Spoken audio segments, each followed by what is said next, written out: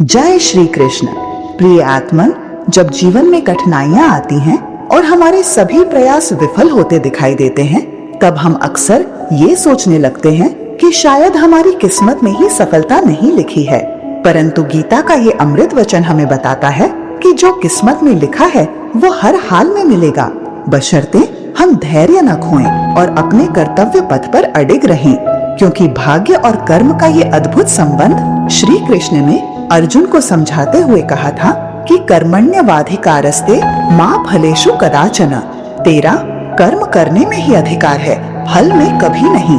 और यही वो मूल मंत्र है जो हमें बताता है कि हमारा कार्य केवल निष्ठा पूर्वक प्रयास करना है, परिणाम तो ईश्वर के हाथ में है। और जब हम ये समझ लेते हैं तो हमें पता चलता है कि वास्तव में किस्मत नामक कोई चीज नहीं होती, बल्कि हमारे पूर्व कर्मों का फल होता है जो हमें इस जन्म में भोगना पड़ता है।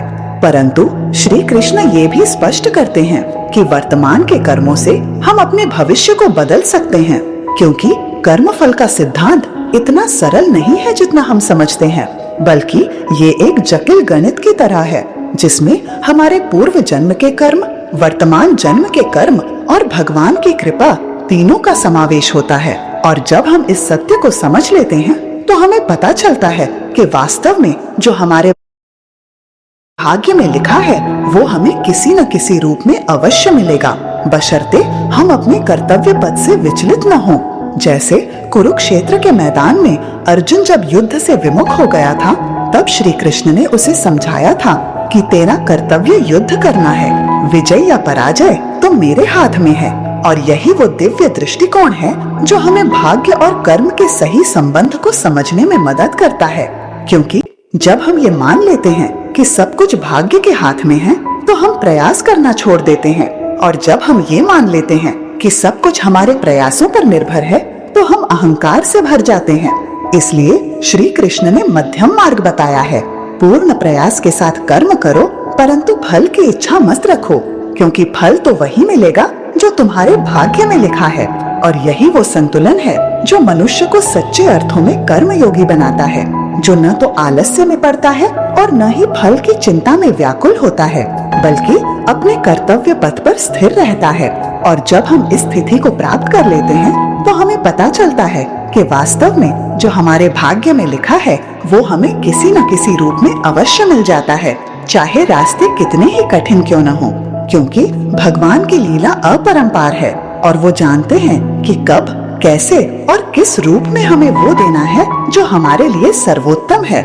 जैसे उन्होंने सुदामा को दरिद्रता में रखकर भी अंत में अपार संपत्ति दी, जैसे उन्होंने द्रौपदी को चीर हरण के समय लाज बचाकर यह सिद्ध किया कि जो उनकी शरण में आता है उसका कल्याण अवश्य होता है। और जैसे उन्होंने अर्जुन को युद्ध से विमुख होने पर भी गीता का ज्ञान देकर विजयी बनाया।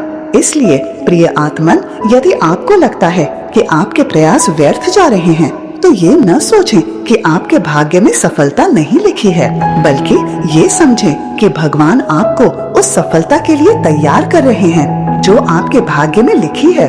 क्योंकि जब फल देने का सही समय आता है तो न तो कोई शक्ति उसे रोक सकती है और न ही कोई परिस्थिति उसे टाल सकती है। बस आवश्यकता है तो धैर्य रखने की और अपने कर्तव्य पथ पर अडिग रहने की, क्योंकि श्री कृष्ण ने स्वयं वचन दिया है, योग क्षेमम वहाम्यहम्।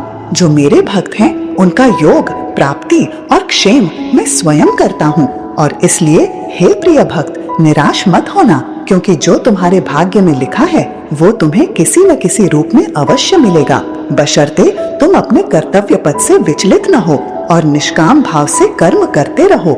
क्योंकि यही सच्चा कर्म योग है, यही गीता का सार है और यही श्री कृष्ण का वो अमृत वचन है जो हमें जीवन के हर संघर्ष में धैर्य और साहस प्रदान करता है। जय श्री कृष्ण। धन्यवाद।